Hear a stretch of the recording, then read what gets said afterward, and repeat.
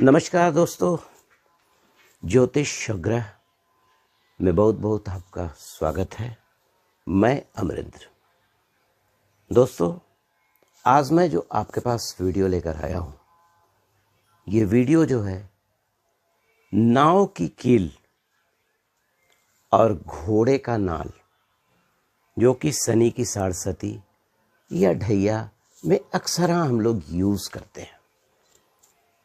उसका scientific reason क्या है, क्यों यूज करते हैं, क्या कारण होता है कि लोग इतना सारा उसमें प्रेशर करते हैं कि अगर सरस्वती चल रही हो और ढैया चल रही हो तो बाएं हाथ के मिडिल फिंगर में घोड़े की नाल या बोट जो होता है, किल होता है, उसको पहने।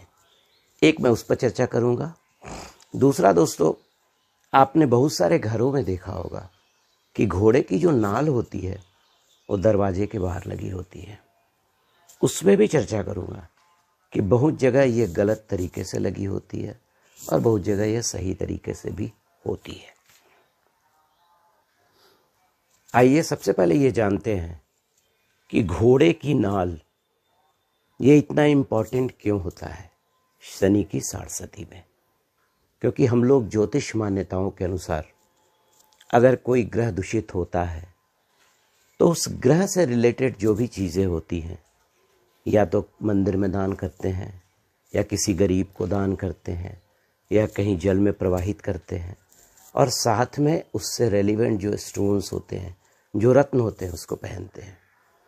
तो देखिए, सबसे पहले क्या होता है कि घोड़े की नाल जो कि लोहे का होता है, तो हम लोग सब जानते हैं। तो दोस्तों, घोड़े का जो नाल होता है वो लोहे का बना होता है।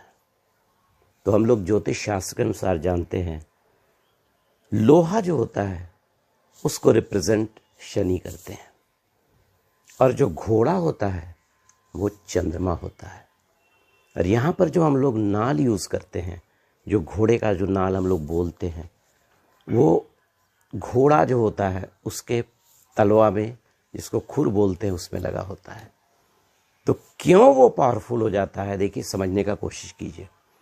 क्योंकि जैसा हम लोग जानते हैं कि घोड़े के बारे में, घोड़ी की जो शक्ति होती है, जो दौड़ने की शक्ति होती है, उसका कोई कंपैरिजन नहीं होता है। घोड़ा जल्दी थकता भी नहीं है। और शनि देव जो हैं वो वायु तत्व को रिप्रेजेंट करते हैं, नंबर 1। दूसरा क्या होता है कि जब वो कील घोड़ा के नाल के नीचे होता है तो वो जो घोड़े की टाप से जो उस पर जो चोट पड़ती है, तो वो जो लोहा होता है वो घोड़े की का जो एनर्जी होता है उससे वो चैनलाइज और पावरफुल हो जाता है, एनर्जाइज हो जाता है। इसीलिए कहा जाता है कि अगर सचमुच में काले घोड़े की नाल, और काला घोड़ा, काला रंग है, वो भी शनि को रिप्रेजेंट करता है। तो यहाँ पर क्या हो गया, शनि और चंद्रमा दोनों का मेल हो गया। चंद्रमा माता होती है, माता के पास कोई भी ग्रह कुछ उल्टा सीधा नहीं कर सकते हैं, माँ हमेशा माँ होती है। और यहाँ पर चंद्रमा जो है जल तत्व हो गया और शनि वायु तत्व हो गए। तो जल तत्व और वायु तत्व, तो वायु को कौन रोक सकता है, जल तो रोक ही लेता है, ऐसा नहीं है। वायु का जो वेग है वो जल में जाने पर कुछ कम होता है। तो अगर आप मध्यमा उंगली में काले घोड़े की नाल, और वो भी बिना कट का, अगर वो कट नहीं हुआ, गोल हो गया, तो फिर वो बुध को रिप्रेजेंट करने लगेगा, याद रखिए। इसलिए कट होना चाहिए और बाएं हाथ में दाम आप पहनिए, फिर देखिए कि क्या प्रभाव आता है। ऑब्वियसली ये जो शास्त्रों में लिखा है या जो कोई रीज़न है, इसका जरूर कोई साइंटिफिक रीज़न है।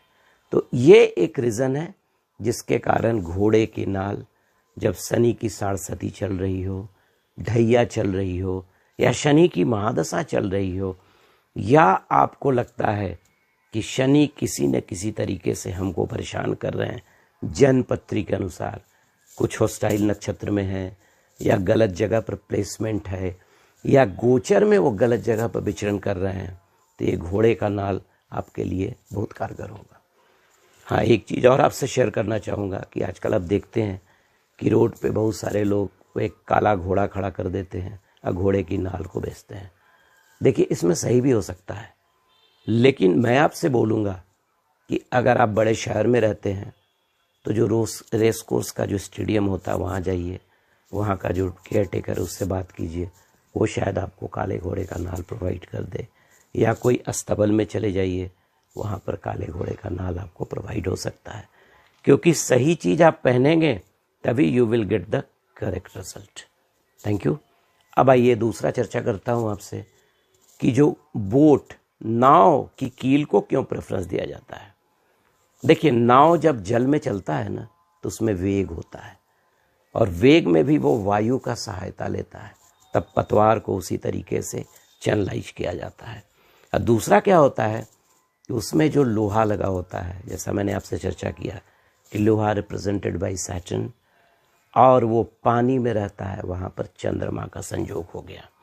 और लोहा जो होता है पानी में संपर्क होने के बाद, ऑक्सीडाइजेशन के बाद वो रस्ट भी उसमें लग जाता है। तो रस्ट जो होता है, जो रस्टेड जो आयरन होता है, वो शनि को रिप्रेजेंट करता है। इसीलिए अगर आप बोट वाला जो लोहा आपको मिल जाता है, अगर बोट वाला लोहा मिल जाता है तो आप उसकी अंगूठी बनाकर धारण कर सकते हैं। इसमें एक बात जरूर याद रखिएगा कि या तो आप घोड़े की नाल से या बोट के कील से अगर आप अंगूठी बनवा रहे हैं तो उसको पीट कर बनवाइएगा, अग्नि में कभी भी नहीं।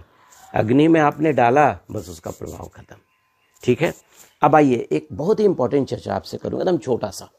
आपने देखा होगा कि बहुत सारे घरों में घोड़ा का नाल दरवाजे के ऊपर लगा रहता है। लगाइए, इसमें कोई शक नहीं, लेकिन उसको सही तरीके से लगाइए। उसको लगाने का जो तरीका क्या है ना, इस तरह से, ये सही है।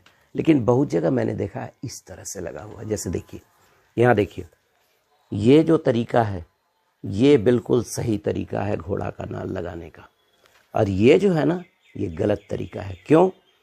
क्योंकि यहाँ पर आपने इस तरह से लगाया तो जो एनर्जी आ रही है ना वो इधर से उधर डिस्पर्स हो गई, तो जो एनर्जी का एक्युमुलेशन है यहाँ पे नहीं हो पाएगा।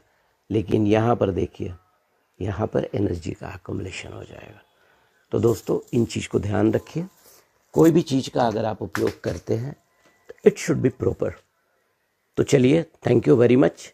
तो ये एक छोटा सा मेरा वीडियो था ज्योतिष और ग्रह बाई अमरेंद्र में।